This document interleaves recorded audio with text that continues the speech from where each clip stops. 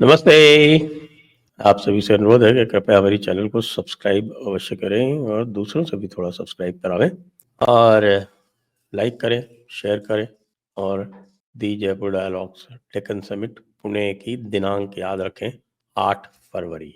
जी हाँ, आज से ठीक 7 दिन बाद।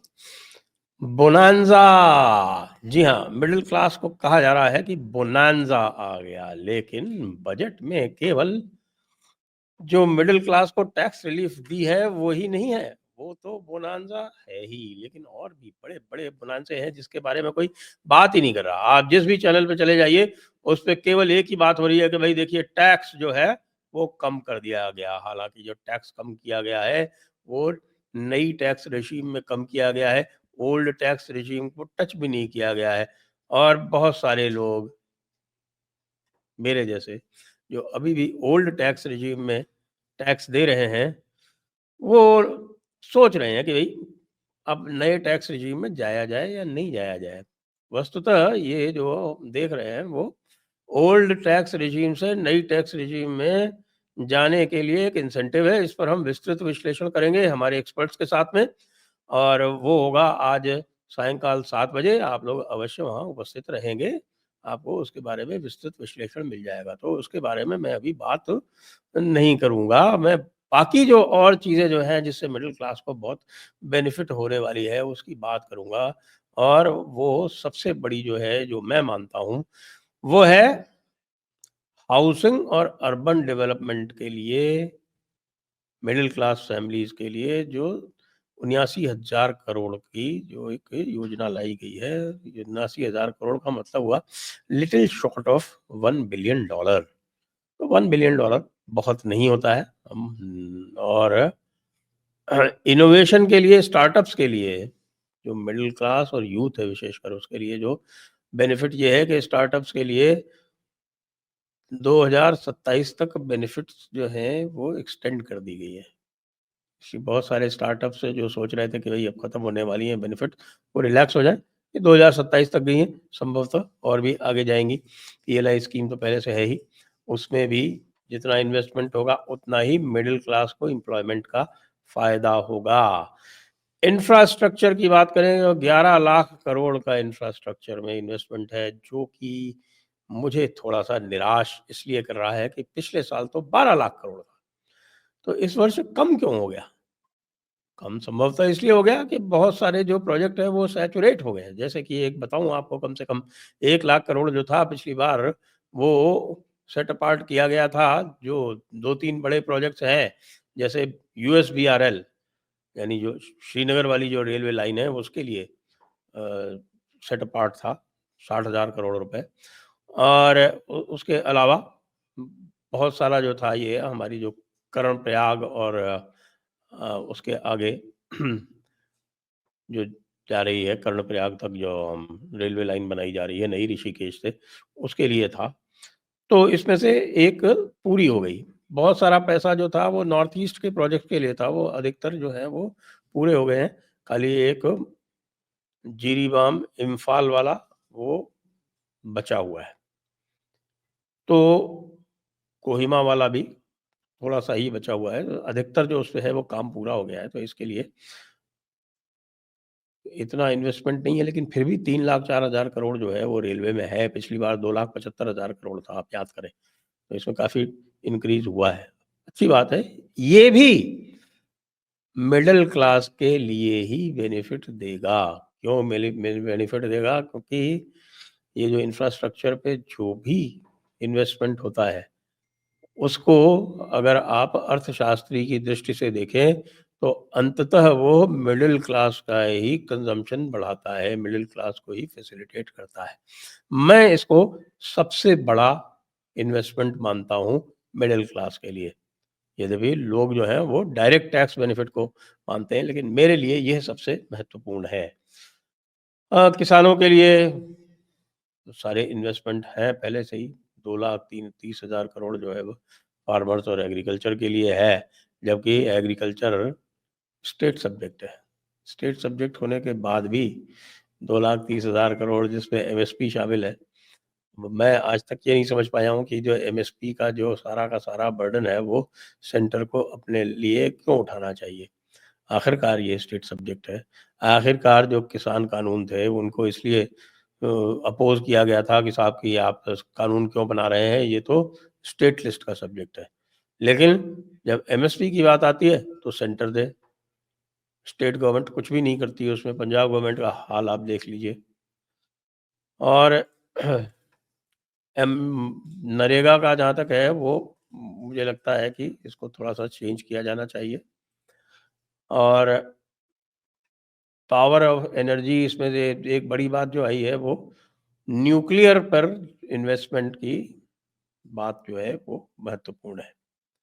अब इस सबको देख के आप समझ गए होंगे कि मोदी का क्या इरादा है आगे जाते हुए। क्योंकि मोदी अब ये समझ गए हैं कि आगे आने वाला जो समय है, वो मिडिल क्लास का ही है।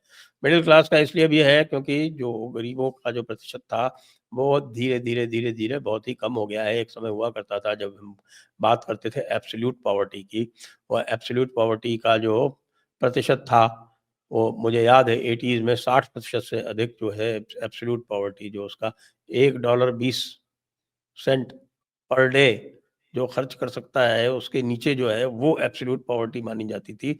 उसका प्रतिशत तो अब घट के 2-3% ही रह गया है। तो सारे के सारे तो मिडल क्लास में जा रहे हैं, तो इसलिए जो मिडल क्लास एस्पिरेशनल क्लास होता है, आप देख रहे हैं इस बजट का डायरेक्शन जो है वो उस एस्पिरेशनल क्लास की तरफ केंद्रित है। और उसी लिए आपने देखा कि जो लार्ज टैक्स बेनिफिट जो मिडल क्लास को दी गई है, वो इसी एस्पिरेशनल क्लास के लिए दी गई है और इसको मोटिवेट करने के लिए दी गई है। मोटिवेट तो ये होगा ही इससे। और इसमें सेल्फ एम्प्लॉयमेंट के लिए भी जो एक डायरेक्शन दिया गया है, इसमें एक आप देखेंगे कि ये डायरेक्शन जो है, वो सेल्फ एम्प्लॉयमेंट की ओर है। इसीलिए आप देखेंगे कि स्किलिंग इत्यादि के लिए स्किल बेस्ड जो भी इंसेंटिव्स हैं, वो काफ़ी दिए गए हैं। तो मोदी ने अपना जो चार्टर है, वो अब केंद्रित कर दिया है मिडल क्लास पे। यानी कि आप ये समझ लीजिए कि आने वाले जो इलेक्शंस हैं, यहाँ तक कि आप देखेंगे कि 2025 का जो पहला चुनाव होने वाला है, यानी कि दिल्ली का जो चुनाव होने वाला है, उसमें भी आपको इस बजट की प्रतिध्वनि, इसकी गूंज आपको सुनाई पड़ेगी। क्यों सुनाई पड़ेगी? क्योंकि दिल्ली तो है ही मिडल क्लास की किंगडम। उसके बाद मैं ये समझ रहा हूँ इसका जो डायरेक्शन जा रहा है उसको देख के कि 2029 जो है, वो भी इसी एस्पिरेशनल मिडल क्लास के लिए ही आपको दिखेगा। हालाँकि मुझे लगता है कि कुछ स्ट्रक्चरल चेंजेस होने चाहिए और कुछ जो नॉन मेरिट सब्सिडीज़ हैं, जिनकी कोई आवश्यकता नहीं है, जिनको केवल इसलिए दिया जा रहा है कि कहीं ऑपोज़िशन जो है, विपक्ष जो है, वो उसको उठा के उसको कोई मुद्दा ना बना दे, और केवल इसलिए लाखों करोड़ रुपए खर्च किए जाएँ, उसके ऊपर मुझे दिखता है कि मोदी जी आगे चल के इसको कुछ करेंगे, क्योंकि वो लगभग उन्होंने उसको वो उसी स्तर पर छोड़ा हुआ है। तो जैसे-जैसे जीडीपी बढ़ती जाती है, तो जी एज़ परसेंटेज ऑफ जीडीपी वो कम होते जाते हैं। इंफ्रास्ट्रक्चर बहुत ही महत्वपूर्ण है। इंफ्रास्ट्रक्चर पर आप देख रहे होंगे कि आरंभ से मोदी का ध्यान रहा है। ये एक बड़ा ही प्रोग्रेसिव निर्णय है कि इंफ्रास्ट्रक्चर पर ध्यान केंद्रित रखा जाए। और भारत चारों तरफ से खतरों से भी घिरा हुआ है, ये हमें पता है। तो इस बार एक और भी काम मोदी जी ने किया है, जैसा वो कहते रहे हैं सदैव, उस तरह से मोदी जी ने लगभग 10% डिफेंस बजट बढ़ाया है इस बार। 10% डिफेंस बजट बढ़ाया है, जो पिछली बार मेरे ख़्याल से केवल 5% बढ़ाया था। इस बार 10% से अधिक उन्होंने डिफेंस बजट बढ़ाया है। तो ये क्या कहता है? ये भी कहता है कि भई अब इस टर्म में मोदी जो है वो कुछ बड़ा करने वाले हैं, कम से कम डिफेंस सेक्टर के क्षेत्र में। चुनौतियाँ भी बहुत हैं। चुनौती खाली पहले पाकिस्तान हुआ करती थी, अब इधर बांग्लादेश भी खड़ी हो गई। तो ये भी एक कार्यक्रम हो सकता है, लेकिन अब जो फ़ोकस है पूरा डिफेंस में, वो वेपन मॉडर्नाइज़ेशन और इंडिजिनाइज़ेशन पे है। तो जिसको कहते हैं कि कम खर्चे में अधिक असलहा, गोला-बारूद ये सब अब खरीदने का, क्रय करने का, बाहर से लेने का, ये सब प्लान है मोदी जी का। अधिक से अधिक वो खुद ही बनाना चाहते हैं भारत में, जिससे कम से कम फॉरेन एक्सचेंज की भी बचत हो और फॉरेन एक्सचेंज के साथ बचत होने के साथ-साथ में जो निर्भरता है दूसरे देशों पर, वो भी कम हो। जैसा कि हमने देखा तेजस मार्क 1 ए के कॉन्टेक्स्ट में कि भाई जीई 404 जो इंजन जिसको कॉन्ट्रैक्ट किया गया था उसको जीई सप्लाई नहीं कर रहा है। इसलिए अब पूरा फ़ोकस ये है कि भाई जेट इंजन भी घर में ही बनाओ, जब तक आपका काम नहीं चल रहा है तब तक बाहर से लो, बाकी यहाँ घर पे ही बनाओ। अब आपने समझ लिया कि अब मोदी जी का जो पूरा का पूरा जो इरादा है, वो भारत को एक महाशक्ति वास्तव में बनाने का है और उसी ओर यह बजट इंगित कर रहा है। जय हिंद, जय भारत, वंदे मातरम।